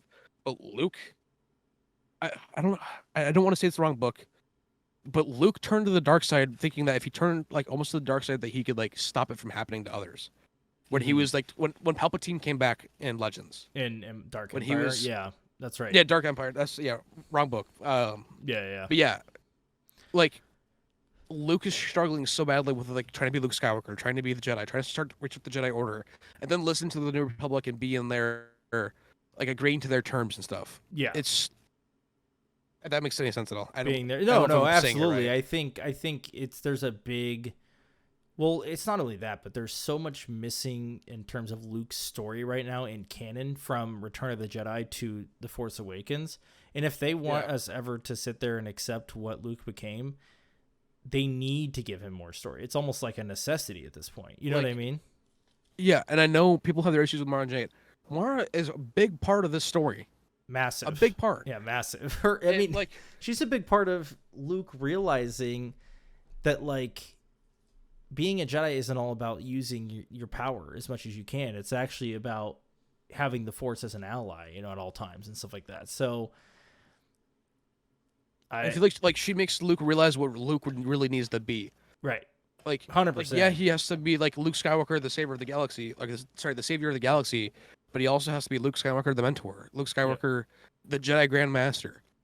He has to like try and juggle all these things around, and I feel like she makes it easier, makes it understandable for him. Yep. And puts it in perspective for him. And it's not about power at all, and any Jedi who abuses their power is headed down the wrong path, blah, blah, blah. All that stuff. We saw that with Anakin. Right, and that is all talked about between him and Mara throughout the books. So, like, I mean, once you're done with those three, man, read the duology, the Thrawn duology, the Hand of Thrawn duology. It is... it's so good, man. It is Spectre of the Past and Vision of the Future are the two books. Also Timothy Zahn. Hand of Thrawn, is that one of them? Hand of Thrawn duology. Those are the ones. Okay. Those you really Spectre of the Past, Vision of the Future. You really get to see like how Luke has come to terms with like being, a leader and starting an academy, and they discuss it all basically in terms of like, too much power is not a good thing and so forth. So, and I'm even thinking about it like too, like the New Republic, people could be scared like, okay, well, Luke Skywalker's father was the reason why everything fell. Right. What if it happens again?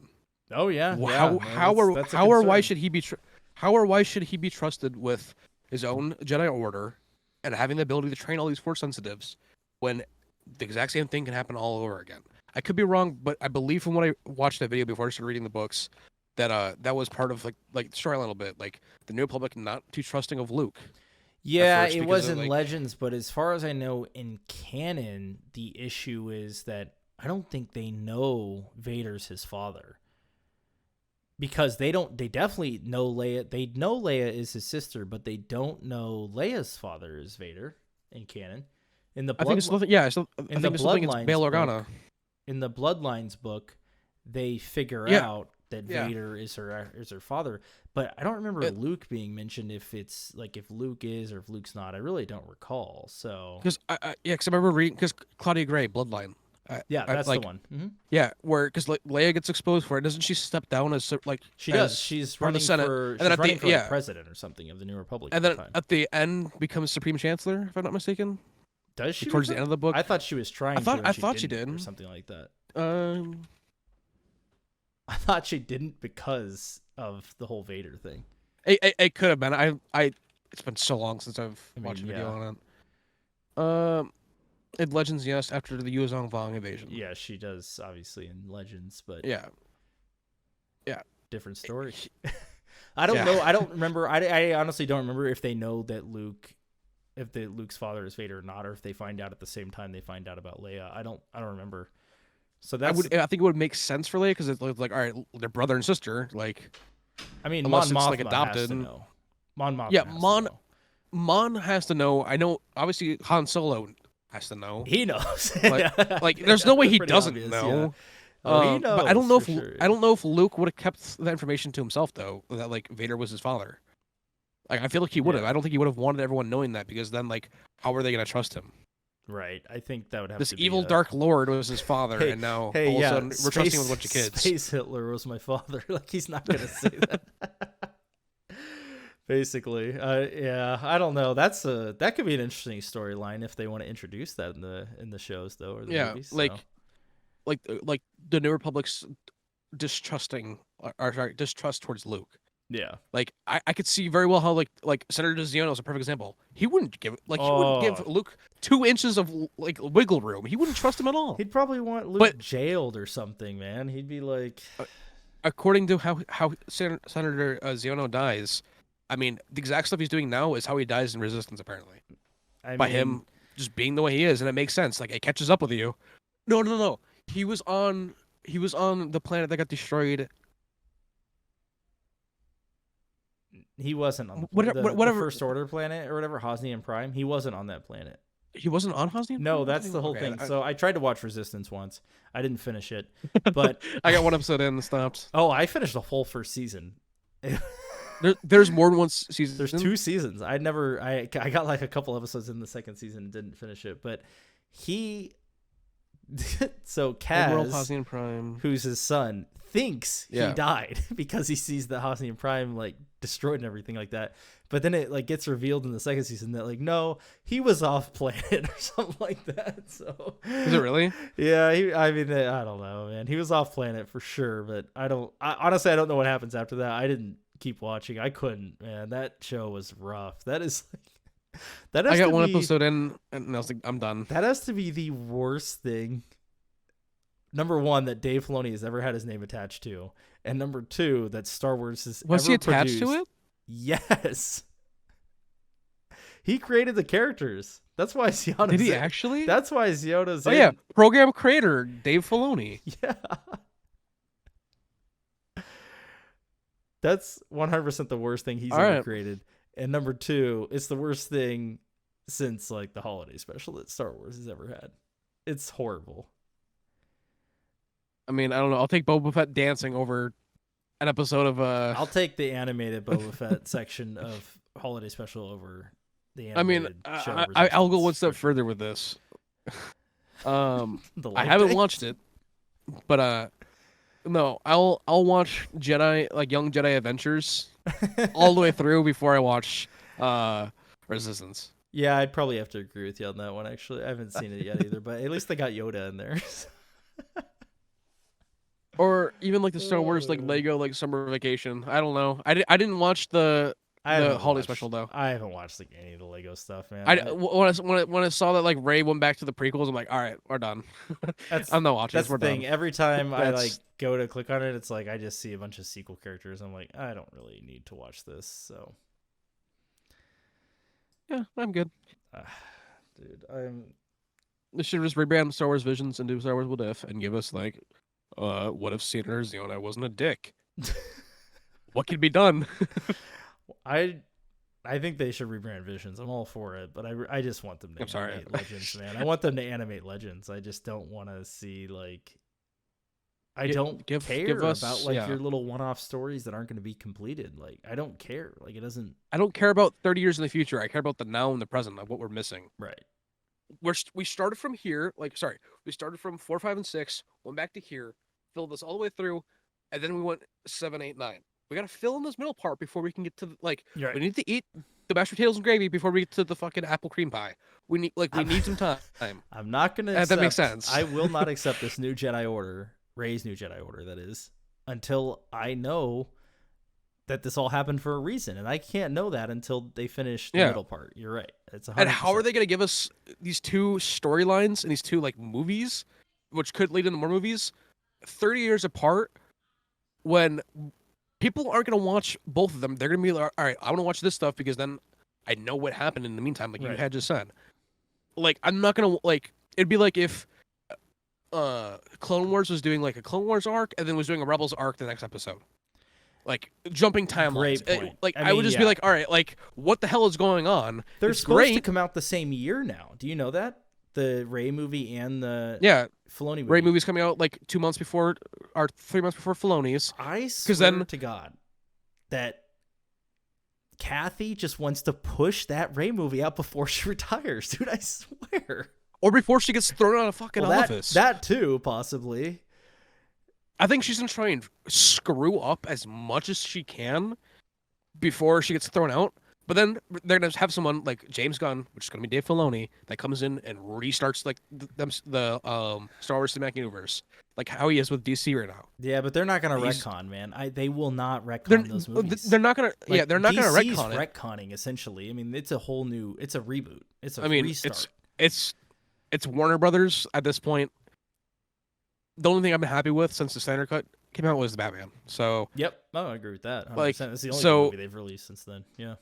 And after loss, I think the sequel stuff will stay, but Dave will go ahead and try to make it all make sense in the meantime, in between.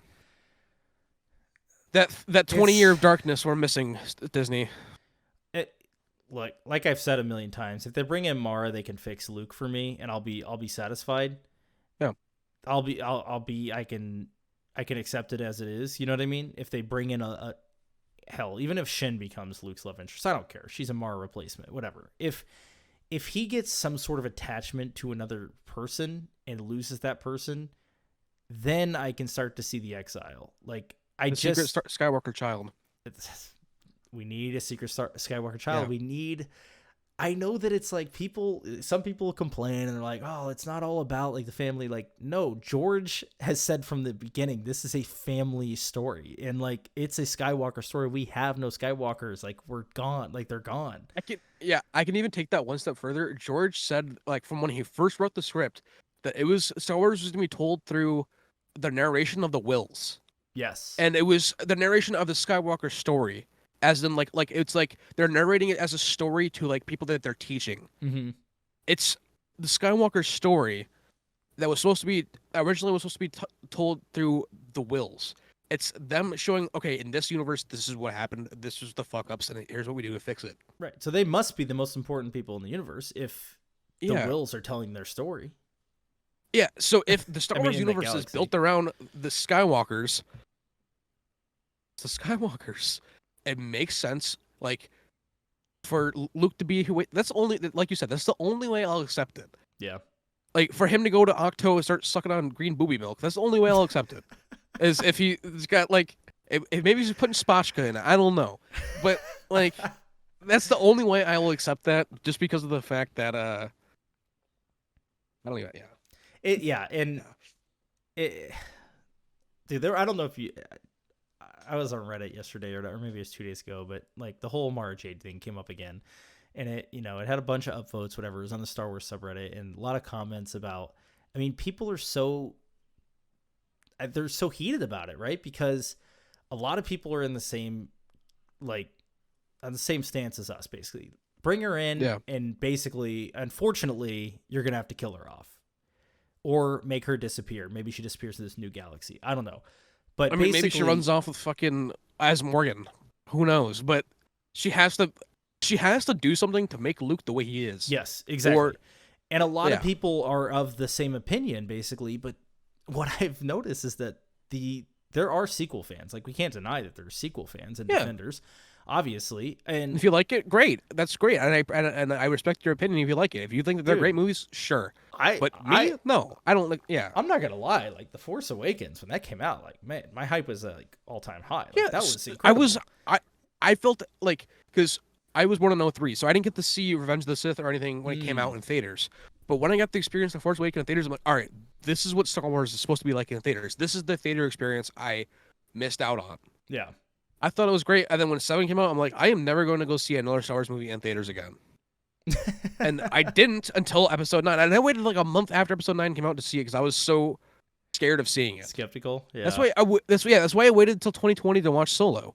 And because I didn't watch it right after episode 8, I love that movie. That movie should definitely have gotten the 2 others to make the trilogy. I agree 100%. I didn't watch it either until like 2020, I think. So yeah, or 2019. Same thing with Andor. Like, I know a lot of people hate on Andor because it's slow, it's campy. I didn't watch it when it was coming out. I waited. I watched it a month ago, and I watched it all the way through. And I watched it all the way through again with my wife separately, and we both loved the show. First 4-5-ish episodes, very slow, yes. Yeah. But after that, banger after banger after banger. Oh yeah, it's a really well written show. No, I mean, like, yeah, that's the effect, though. You're right that The Last Jedi had basically it put enough people off of the brand to even affect a story that was actually as good as Solo and a movie as good as Solo. So, yes, the problem that I've noticed, though, going back to the whole Mara Jade thing, is that there are sequel defenders, and it seems that they don't want her in it. They want Luke to be Luke, who he is in this Last Jedi. I mean, like, I don't get it, man. I don't understand why they need to have.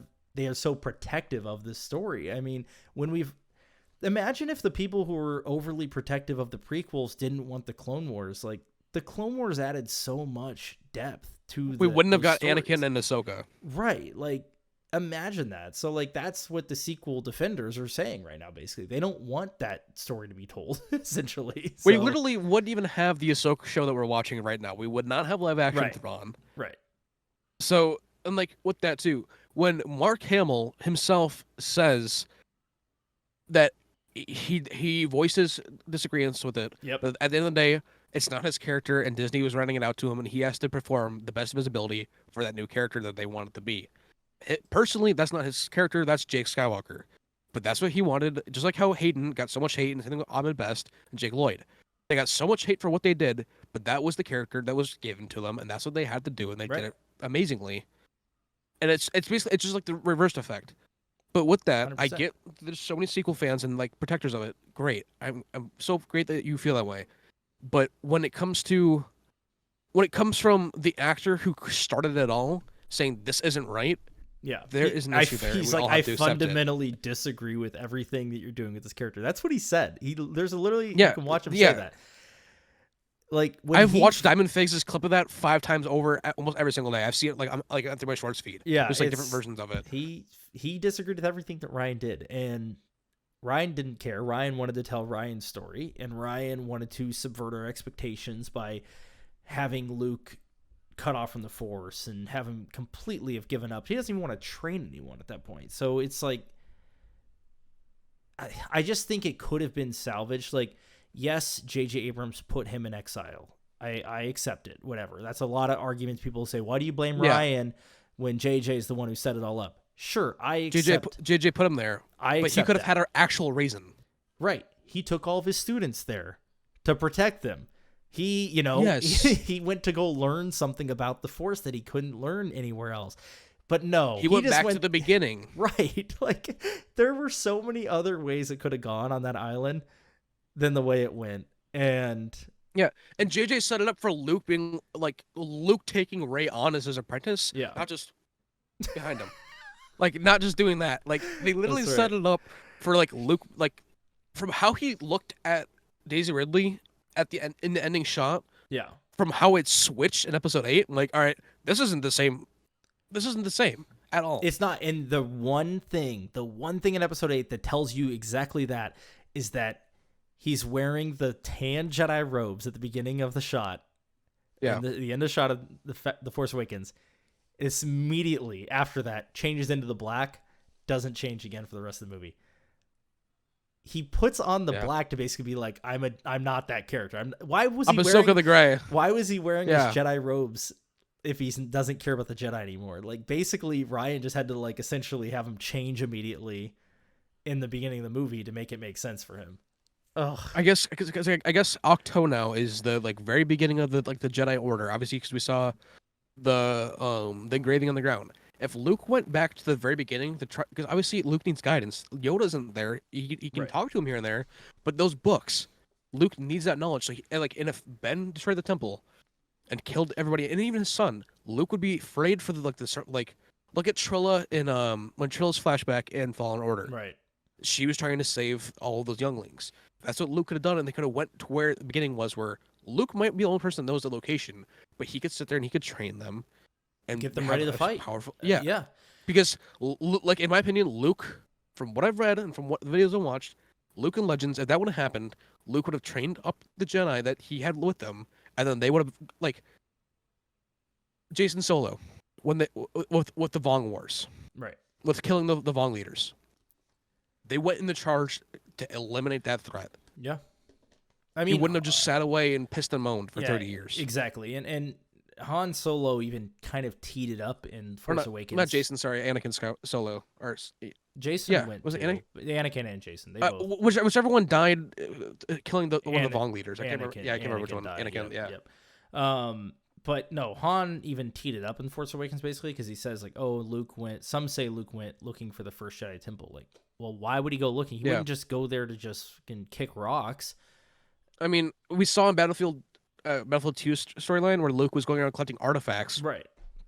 But after Return of the Jedi, those are for him to train the new order he's creating. Yeah, because he doesn't have a Jedi archives. He doesn't have any of that. He has to go and find what little pieces are left so that he can do his due diligence in training said Jedi Order. Yeah, the Last Jedi made it a cluttered mess. Basically, it took the story completely off the rails. I mean, I can accept the Force Awakens, and honestly, I actually think the opening sequence is freaking awesome. Like with the Kylo coming in and like dude Poe, that's a great sequence. I love it.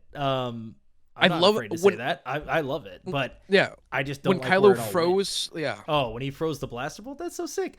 Dude, that's like an acceptable. When he turned, I'm like, that was badass. When he just turned around and looked right away, knew. Right. Like, and that's like an acceptable like new force power that we see. The whole healing everyone from the dead and Rise of Skywalker. Get out of here, man! I can't with that. It's like.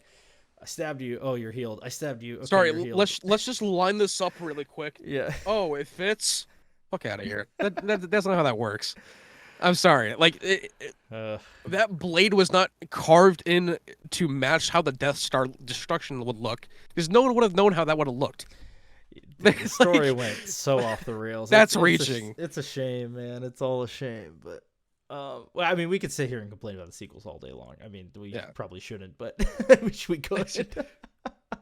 Back to what you're saying was like everything with Mara, how like they don't want Mara in. Yeah, basically that's the point I was trying to make. Is basically if you're gonna sit there and defend that, then you shouldn't accept the Clone Wars for what it is, because that's exactly what the Clone Wars did. It filled in the gaps that we needed. It flushed the story out even more, and it gave more credence to Anakin's fall. We need the same thing for Luke, and sequel defenders need to realize that and give that up, basically.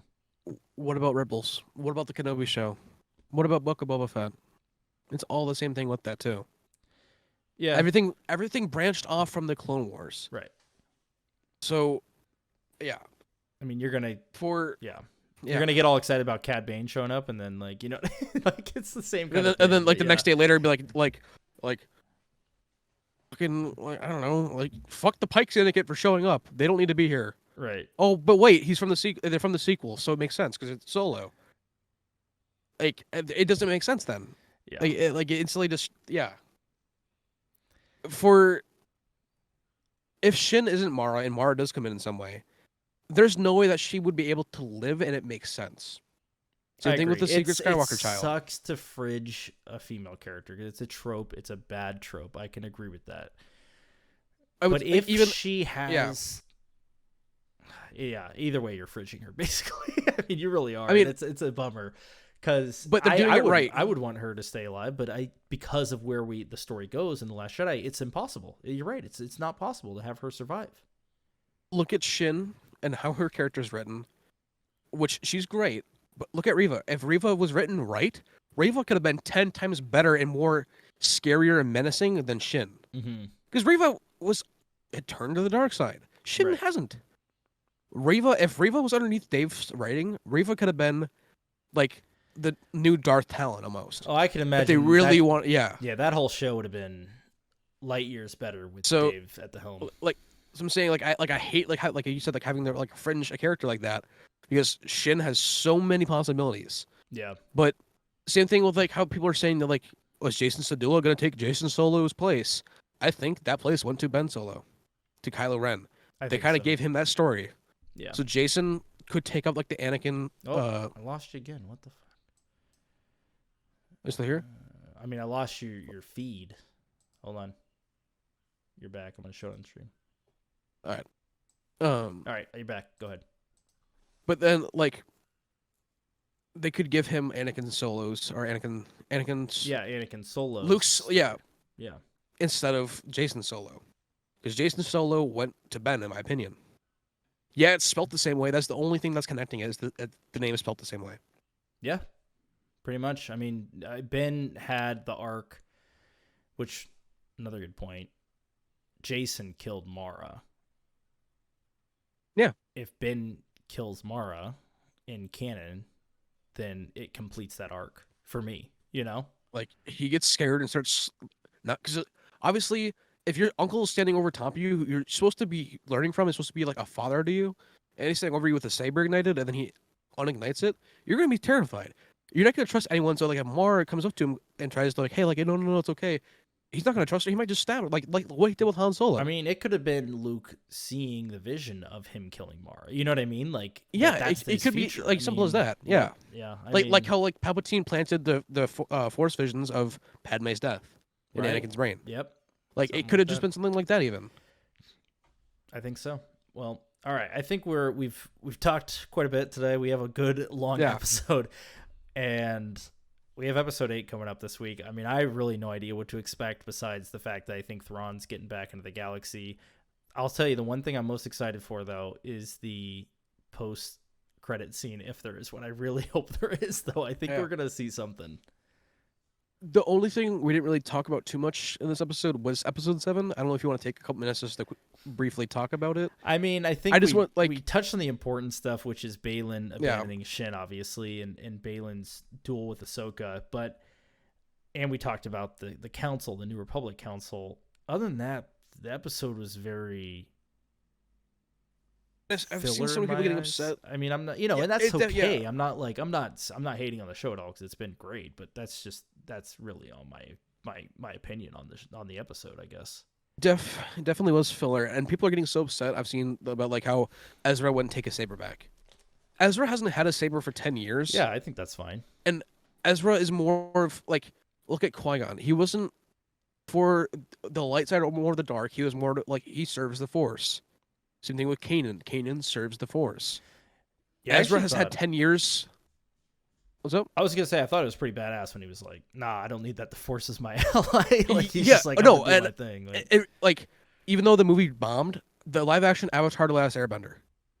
I love that movie. Oh, when Aang, like, it reminded me of that with how Ezra was acting. But like, when Shin swung at Ezra and he just pushed it back with his hands like the saber, I'm like it made me think of Rey in episode 9, but I'm like, that's how you do it right. Ezra got more legacy love than Luke did. Just put that in perspective. Ezra got way more legacy love and like truthfulness. Well, yeah, I'm saying like that's how you do it right. Right. Yeah. And like, because I remember Lee said like Ezra was fighting like a bunch of undead stormtroopers, like doing like flips over them and stuff. We didn't see that. But Ezra was using the Force. I know people were like, well, he said he didn't need a weapon, but then uses a blaster 5 seconds later. I mean, what are you going to do when there's... He's not Star Killer. He's not going to just vaporize everyone. But I don't know. I thought Ezra was perfect the way he was. I agree. Ezra is killing it. All the joking, too. Ezra, Thrawn, Ezra made so much of Hera, they're the perfect live-action adaptations of characters in the show. Yeah. I think Sabine is starting now to get to that after we went through... She's going through the Anakin process of episode 2. Ahsoka's good. I don't want to take anything away from Rosario because she's actually doing great too. I almost feel like because they like regressed her a little bit in this season, I feel like she was almost better in Mando season 2, which is kind of odd. But I think she's coming back around too, though. I think they tried to regress her like emotionally, which is kind of interesting. Yes, it's because they're doing the Two-Face thing. Yeah. Or like Ahsoka the Gray is this pissed off, like, no, fuck you, I'm not doing anything. Right. And Ahsoka the White is this happy and campy-go-lucky Ahsoka that we've all known. Yeah. Ahsoka had to go through that journey of like, okay, why did Ahsoka turn Grogu away? We know it's because of everything with Anakin, but there has to be other stuff with that too. Yeah. She doesn't believe in it anymore. And after everything with the World Between Worlds, now she does again. She needed that one final lesson from Anakin. Yeah. I think that's right. Rosario did I it get so why, perfect. Oh yeah, she was great. I honestly, I have no complaints with anyone in the cast. I mean, they've all been great. It's the pacing. The characters I have issues with, like Senator Ziono, he can go fuck himself. But like that's how we're supposed to feel. Right. No, they're killing it. I mean, obviously we can talk about Balin all day too, and I mean Ray absolutely destroyed that role in the eyes, just the glances he does. Yeah. All right. Well, let's see where that goes this week. We're going to talk with Star Wars Sith this week after episode 8. We are really looking forward to that, and hopefully it gives us a little bit of clues about where the movie's going, because you and I love to talk about the movie, and I think love to speculate on that a little more. But Tony's always super great talking to too, because he has so many points and theories too that like we don't even think about, and when it all comes together, it just clicks. Yeah, Tony's a big prequels guy, which is cool too. I'm a big original trilogy guy, and it's kind of interesting to hear, a little bit different perspective for sure. Yeah. So, yeah. All right. Well, Thanks for watching, everyone. Hit subscribe on Cantina Talk right here, and go over to my channel. Hit subscribe on Jargon. But that's all the links will be in the description down below. There you go. All right. Yeah. See you later.